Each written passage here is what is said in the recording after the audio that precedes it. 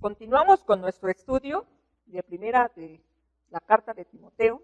Ahora estamos en el capítulo número 2, las instrucciones sobre la adoración de la iglesia. Así de que como Timoteo tiene que combatir doctrinas, prácticas equivocadas, así también tiene que enseñar sobre la verdadera o la adecuada adoración. Versículo 1, exhorto ante todo. Exhorto tiene un sentido de urgencia aquí.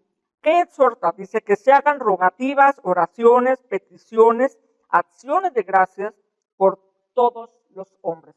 Orar por todos los hombres. Y está usando aquí 4 palabras para referirse a la oración. Rogativas, de esis, tiene que ver con un sentimiento de necesidad, de insuficiencia. Ahora también habla rogativas, oraciones. La oración es una expresión, es una manera de acercarnos a Dios. Y luego también habla allí de intercesiones, ¿no? Habla peticiones. Esa palabra de peticiones, en teusis, tiene que ver con intercesiones. Ahora, no tiene que ver con pedir algo a favor del otro, sino esta intercesión es entrar en la presencia del Rey y presentarle una petición. La siguiente frase que dice aquí, acciones de gracias, esta palabra es Eucaristía. Orar no solo significa pedir, sino agradecer, ¿no? Muchas veces nosotros nos acercamos en oración pidiendo, y pocas veces, a veces damos gracias. Aquí es un reconocimiento y alabanza a Dios por las respuestas que está Él dando en nuestra vida. Ahora, ¿cuál es el propósito de orar, de una vida de oración? Aquí dice el versículo 2 y nos va a sorprender, ¿verdad? Por los reyes, por todos los que están en eminencia, para que vivamos quieta y reposadamente en toda piedad y honestidad. Y vaya, ¿por quién tenían que orar ellos en su tiempo? Pues nada menos que por Nerón. Ellos tenían que orar por Nerón y el propósito de orar por un gobierno así, dice que vivamos quieta y reposadamente, para que se pueda vivir la piedad y la honestidad. Así de que pareciera que esto es un desafío, este es un desafío para todos. Cuando vivimos tiempos difíciles políticos, aquí hay un llamado a orar. No importa si el partido que está en el poder no es el partido que tú quieres, no importa si el gobernante es alguien que no te agrada, nuestro deber, según la palabra, es orar. Aun si se tratara del mismo Nerón, es orar por nuestros gobernantes. Y allí hay un compromiso social, cívico de cada creyente. Y aquí dice que tenemos que orar efectivamente para que en nuestra sociedad haya paz, para que en nuestra sociedad vivamos de verdad con tranquilidad, con honestidad. Y creo que tiene el sentido de por qué Jesús ha llamado a los cristianos a que seamos sal y luz en este mundo. Porque así en la tiniebla y en la podredumbre en que estamos viviendo, el Hijo de Dios tiene que ser esa sal que da sabor, que preserva, y tiene que ser también esa luz en medio de esa oscuridad. Y creo que todos nosotros somos desafiados, más que nunca, cuando vemos situaciones sociales difíciles, como que más que nunca, doblar nuestras rodillas y orar. Orar por ese nivel de vida que pues Dios desea para todos. Pero antes que todo también debemos de pensar que el propósito allá en el 4 dice, oremos, ¿verdad? Porque esto es bueno y agradable delante de Dios nuestro Salvador. Otra vez la expresión Dios nuestro Salvador. Dice, el cual quiere que todos los hombres sean salvos y vengan al conocimiento de la verdad. Aquí vemos un enfoque misionológico. Todos los hombres sean salvos. Esto es lo que Dios quiere. Es un deseo, pero no es un decreto, porque también está la voluntad humana. Dios no va a obligar a nadie a que le siga forzosamente, pero sí desea que todos lleguen a conocerlo. Y claro que una sociedad que conoce a Dios, que es salva, por sí sola, ¿verdad? Traería como consecuencia una sociedad de justicia y de paz, porque eso debiera de ser la transformación. Ahora, esto es posible ¿por qué? Porque Jesucristo se dio también en rescate por todos. Versículo 6 dice, el cual se dio a sí mismo en rescate por todos, de los cuales se dio testimonio a su debido tiempo. Aquí ha hablado en el versículo anterior de Jesús. Hay un solo Dios, hay un solo mediador entre Dios y los hombres, Jesucristo hombre. Y dice, y Él se dio en rescate. Dios desea que todos sean salvos y Jesús se dio en rescate por todos, por todos. Acuérdense que en el pensamiento gnóstico y en esa religión de misterio que se está abordando, siempre eran muy exclusivistas. Quien entraba y quien se sujetaba a los lineamientos de esas comunidades, pues eran los únicos privilegiados. Pero en el Evangelio es una apertura para todos. Aquí no hay claves secretas, o aquí no hay elegidos específicos, sino que todos quieren que sean salvos. Y Jesús se dio por eso, para que todos sean salvos. Ahora, eso es el propósito de la misión de Pablo. Versículo 7 dice, para esto yo fui constituido predicador y apóstol, digo en verdad, en Cristo no miento, y maestro de los gentiles en fe y en verdad. Para esto yo fui constituido. Para esto es su vocación, de ser un heraldo, de ser un testigo. Ahora, esta iglesia primitiva, pues, tenía ese compromiso también. En el versículo del 8 al 15, vemos lo que se exige en la oración. Ha hablado de que tenemos que orar por todos, tenemos que orar por el gobierno. Ahora aquí en el 8 al 15, ¿cómo orar? Versículo 8, dice, quiero pues que los hombres oren en todo lugar, levantando manos santas, sin iras, sin contiendas. O sea que se exige que quien ora tenga manos limpias, ¿verdad? Y hay quienes viven como si nunca hubieran orado, pero dice aquí, manos limpias. No tener ira en el corazón, no tener contienda. Aquí contienda tiene que ver con dudas. Ya lo veremos más adelante en Santiago, ¿verdad? Donde hace ese énfasis. Ahora, eso es una recomendación en cuanto a la oración. Ahora vemos también, va a tratar un tema de las mujeres, porque decíamos que también tiene interés en la cuestión del culto. Versículo 9, asimismo que las mujeres se atavíen de ropa decorosa, con pudor y modestia, no con peinado ostentoso, ni oro, ni perlas, ni vestidos costosos, sino con buenas obras, como corresponde a mujeres que profesan piedad.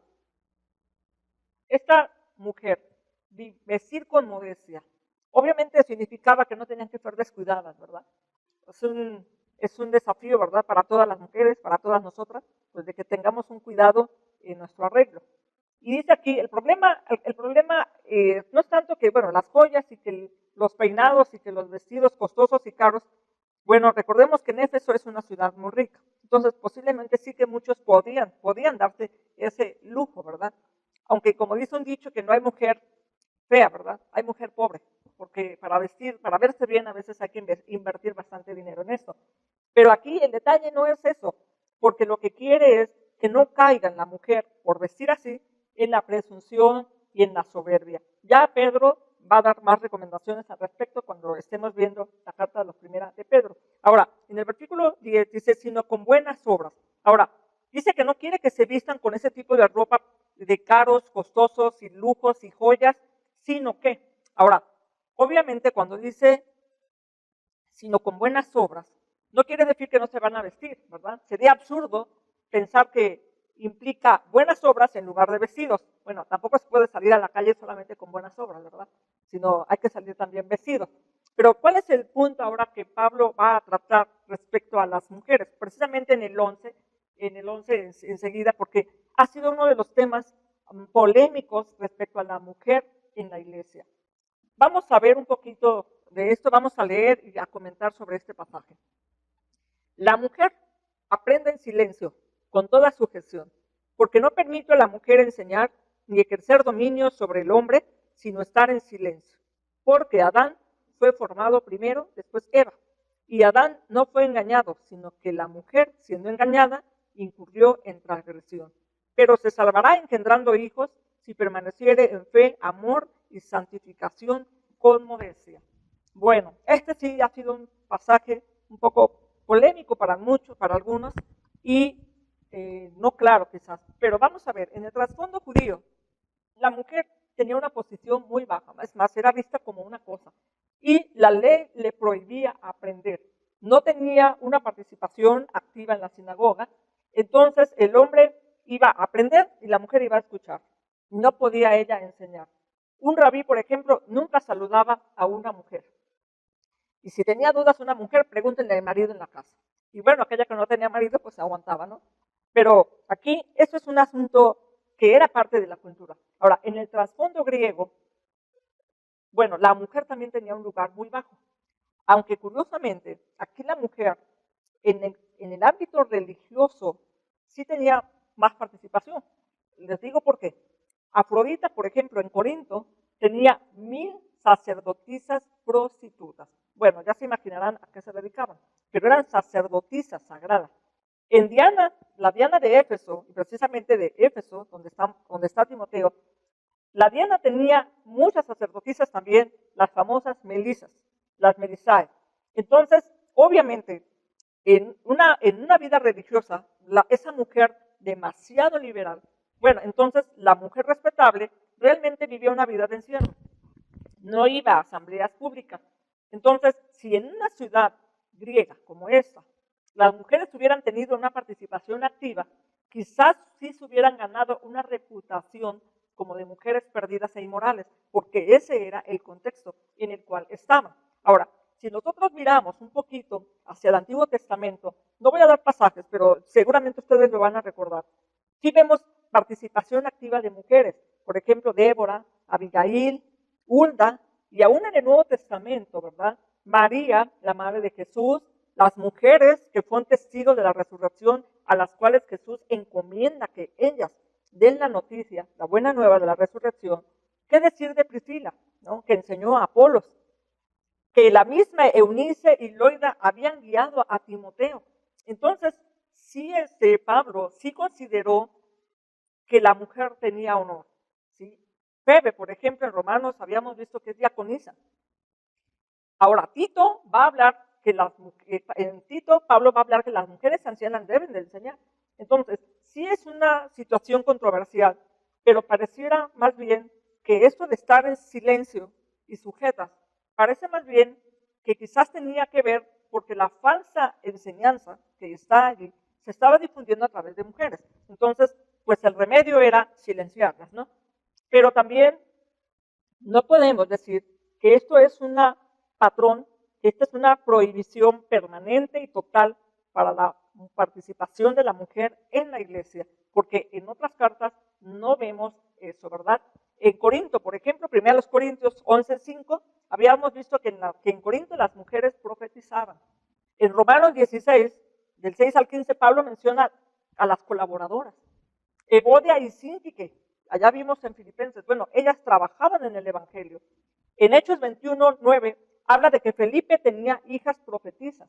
Entonces, yo creo que en ese sentido sí tenemos que ser cuidadosos de interpretar este pasaje y no aplicarlo de una manera tajante como si fuera una norma para todos, porque sí tenemos que ver el cuadro, ¿no? Tenemos que verlo como que en cierta perspectiva allá este pasaje.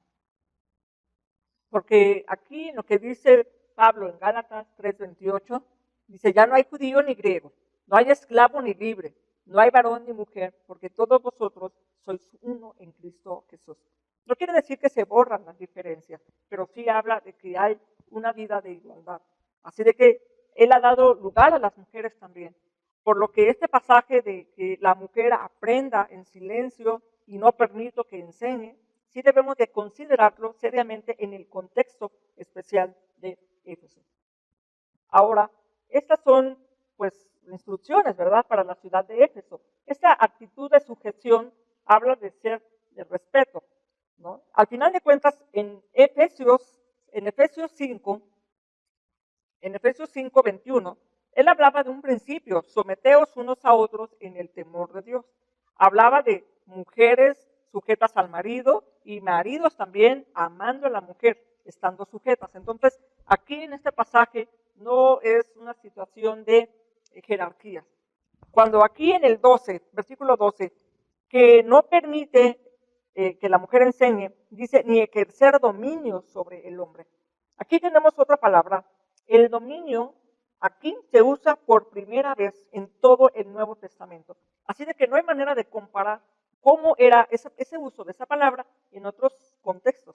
Normalmente Pablo, para hablar de autoridad, hablaba de la palabra exousia. Y aquí no está usando esta palabra, sino autentei. Entonces son distintas. Quizás dicen algunos comentaristas, que habla de entender autoridad como usurpar poder o reclamar pertenencia. Y no permito, en ese sentido, a la mujer enseñar o presentarse como autora o fuente, sobre todo de esas falsas doctrinas que se estaban enseñando en Éfeso. Ahora, los gnósticos desarrollaron mitos, ¿verdad?, de que Eva fue creadora de Adán y que éste fue engañado. Si así se trata de los mitos que se corrían también por el lado de los judaizantes, ese versículo 13 y 14, en realidad Pablo estaría corrigiendo una mala enseñanza y con esto estaría quedando aclarado. Entonces sí hay que ver el contexto en general. Pasamos a 1 de Timoteo, capítulo 3. Las características del liderazgo. Vamos a ver las características del liderazgo del 1 al 13. El liderazgo en la iglesia de Éfeso, Pablo llama alternadamente obispos, ¿verdad? Dice, si alguno anhela obispado. Y también allá en el capítulo 5, versículo 17, a los ancianos que gobiernen bien su casa. Habla de obispos y ancianos, pero no se trata de dos oficios dentro de la iglesia, no son jerarquías. Cuando habla de anciano, apunta a la madurez, a la respetabilidad y dignidad. Y cuando habla de obispo, habla de supervisar, de proveer alimento. En realidad eran funciones que las podía hacer una persona, ¿no? Ser obispo o ser anciano es términos pues intercambiables. Ahora, las iglesias, si debemos de recordar, se reunían en las casas. Entonces aquí vemos cuáles son las características o las cualidades que Pablo está recomendando para estos obispos o ancianos. Básicamente podemos ver que tiene cuatro áreas. Él va a tratar el asunto del carácter, de la familia, del testimonio y de su capacidad para servir. Veamos una a una, ¿no? Hablando de su carácter, ¿verdad? Irreprensible. Dice aquí, es necesario que el obispo sea irreprensible. Irreprensible es cuya integridad no es cuestionada. Eso es irreprensible. Luego dice aquí, marido de una sola mujer. Cuando habla de ser marido de una sola mujer, pues implica más que nada que tenga una mujer en ese momento, ¿no? Porque claro, ahora ha habido la controversia si pastores que en algún momento dado han enviudado y se han vuelto a casar, si eso es válido. Bueno, aquí más bien queda implícita la fidelidad en el matrimonio y que sea marido de una mujer solamente. Aquí otra característica que Pablo menciona, dice sobrio, que sea sobrio, no dado a excesos, es lo que está queriendo decir. Sensato, ¿no? Prudente, cabal, discreto, tener dominio de sus pasiones y de sus deseos. Ordenado, honesto, alguien que se porte bien. Curiosamente, ¿verdad? A veces en la ordenación decimos, vamos a ordenar, los digo así, que para que ya se porten bien, y a veces resulta que es cuando más se desordenan, ¿verdad? Pero bueno, eso es algo que pasa, pero tenemos que tener cuidado. ¿Qué es lo que Pablo recomienda que los pastores deben de ser? Aparte de que las cualidades que está diciendo, dice aquí hospedador. Aquí la palabra hospedador, filoxenos, filos amigo de extranjeros. Aquí es alguien que ama a los extranjeros, ¿verdad? Claro, obviamente también tenemos que entender en el contexto de Pablo, de Timoteo, no había como ahora, ¿verdad? Que los hoteles de 1, de 2, de 3, de 4, de 5 estrellas y de no sé cuántas más. No había ese tipo de comodidades. Normalmente las personas, los predicadores, los pastores, los hermanos, viajaban de un lugar a otro y normalmente buscaban hospedaje. No era fácil tener un acceso a encontrar un hospedaje. Entonces aquí dice que el pastor sea hospedador. Ahora, una característica relacionada, ¿no?, con su capacidad de servicio tiene que ver apto para enseñar. Obviamente tenía que ser capaz de enseñar la sana doctrina.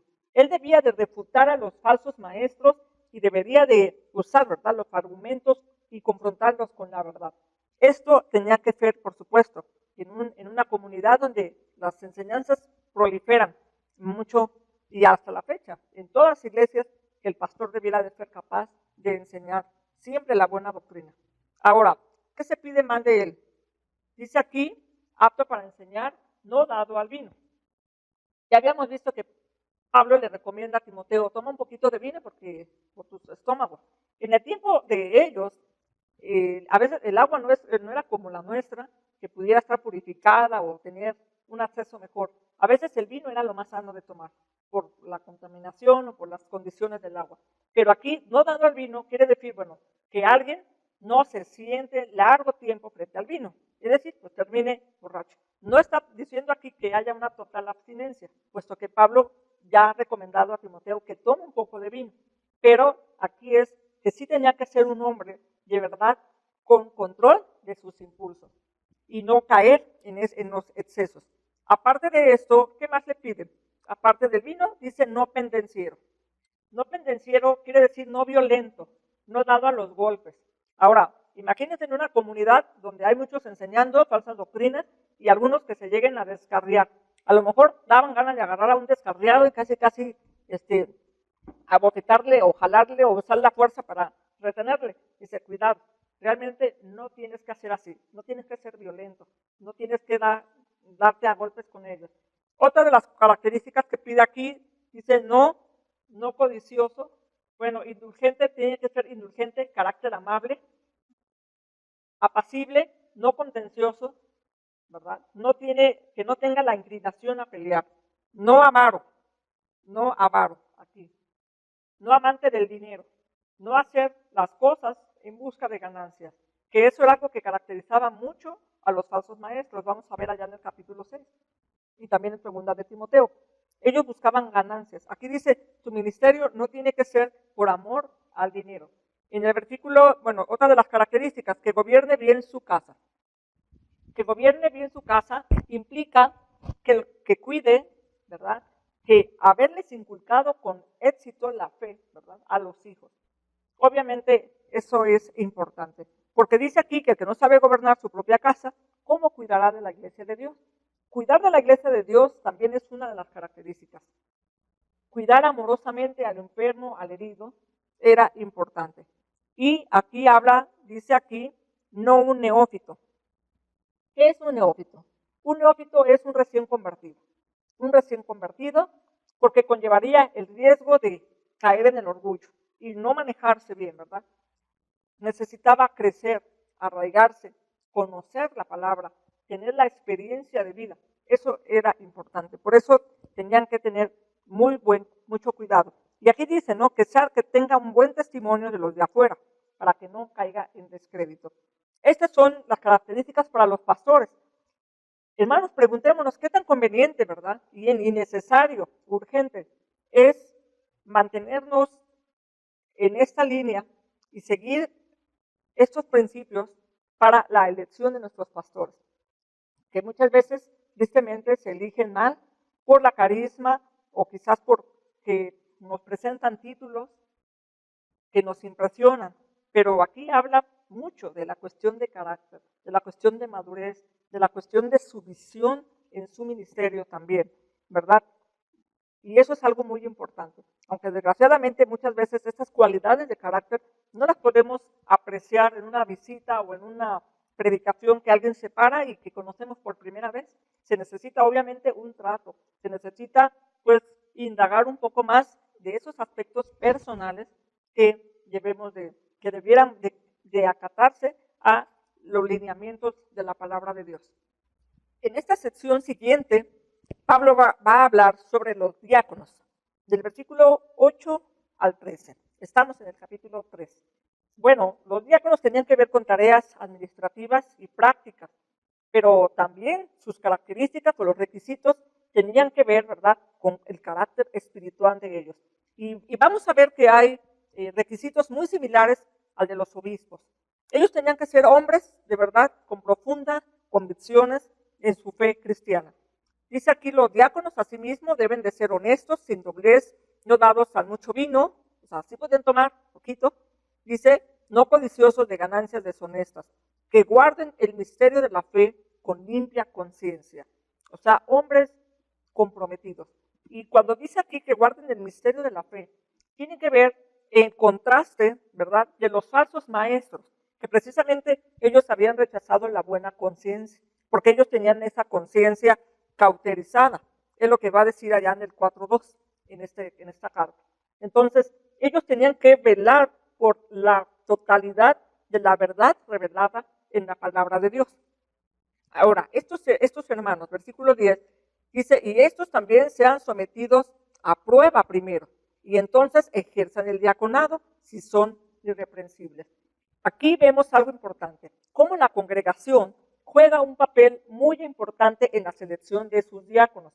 Ahora, esto tenía que ver, dice, son colaboradores de los ancianos, hacen también tareas espirituales, pero también, ¿verdad?, dice que ellos tenían que ser puestos a prueba. Quiere decir que los tenían que conocer esos aspectos relacionales y de carácter de ellos, que no se pueden conocer en una sola presentación o por escucharles predicar o enseñar una vez, sino más bien en el trato cotidiano es cuando se revelan las personas. Ahora, habíamos visto, ¿verdad? Ya, bueno, en el capítulo anterior, ese pasaje controversial sobre las mujeres que se callan. Bueno, creo que aquí ahora vamos a ver un poquito más de la razón de ser de esa recomendación, porque aquí hay algo interesante. En este versículo 11 dice, las mujeres asimismo sean honestas. Pareciera que está hablando de mujeres que podían compartir el ministerio con los diáconos, posiblemente sus esposas o quizás hermanas habiendo sido escogidas para esto. Dice, las mujeres asimismo sean honestas, no calumniadoras, sino sobrias y fieles en todo.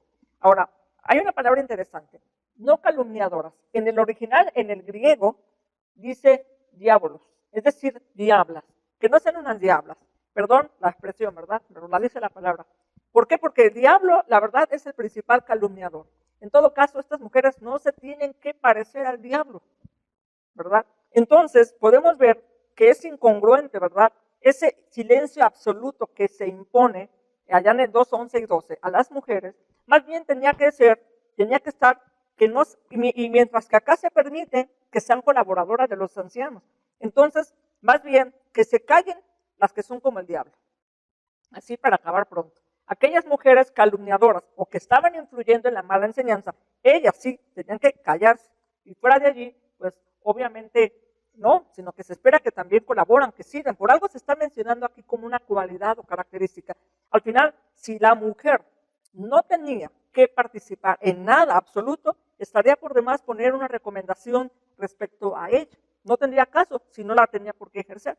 Ahora, aquí vamos a ver en el versículo 13, porque dice, los que ejerzan bien el diaconado ganan para sí un grado honroso y mucha confianza en la fe que es en Cristo Jesús. ¿Cuál es el beneficio de ejercer bien el diaconado?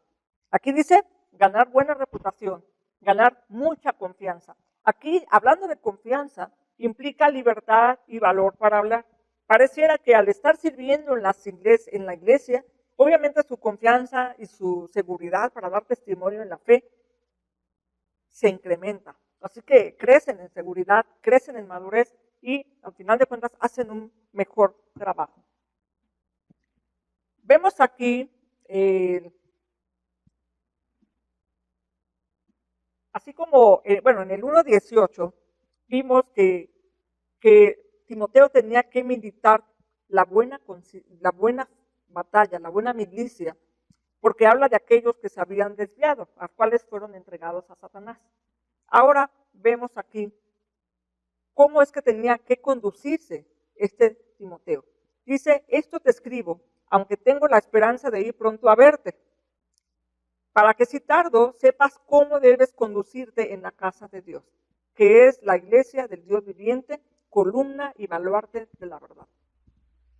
Ese es el propósito de la carta también, que sepan cómo conducirse. No solamente cómo no solamente se trataba de ordenar que Timoteo pudiese detener a los falsos maestros o evitar que estos engañaran a los hermanos, así como dice de Himeneo y Alejandro que se habían desviado.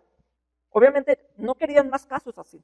Pero aparte de esto, de detener esa falsa enseñanza, el propósito es sepas cómo conducirte en la casa de Dios. Que sepas cómo conducirte. Ahora, yo creo que al haber hablado sobre los obispos, sobre los diáconos, está allí apuntando a eso. Cómo conducirse en la casa de Dios. Cómo conducirse un pastor. Cómo conducirse un diácono. Ahora, en ese sentido, habla también de Timoteo como pastor, pero en realidad de todos aquellos, ¿verdad?, que leemos la carta. Cómo conducirnos apropiadamente en la casa del Señor. Ahora, aquí hay algo interesante. Cuando habla de la casa de Dios, habla del oikos. Va a hablar tres figuras descriptivas de la iglesia. Oikos, la casa de Dios. Tiene que ver con énfasis de la iglesia como familia. Como una familia. Los miembros de una casa. Y también, cuando habla aquí de la iglesia, está usando la palabra eclesia. La iglesia del Dios vivo. Aquí dice del Dios viviente. Ahora, son las personas que han sido llamadas por Dios y que cuentan con la presencia del Dios vivo. Esa es la iglesia. La eclesia, los que han sido llamados y que cuentan con la presencia del Dios vivo. Es una familia, pero es una familia de llamados también. Y una tercera descripción, aparte de casa, oikos y eclesia, viene columna.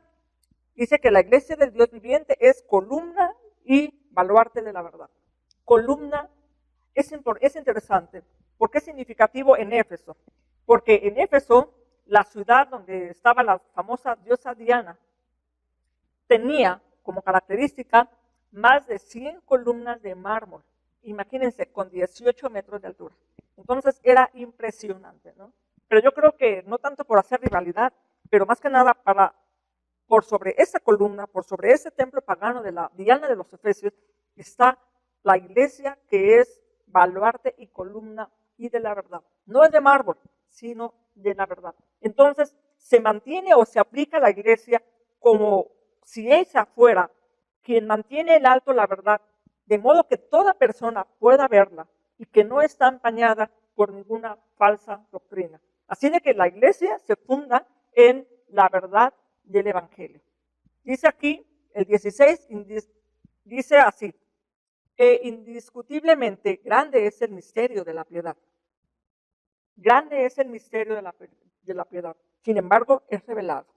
Es revelado. En religiones de misterio, ese misterio era para unos cuantos.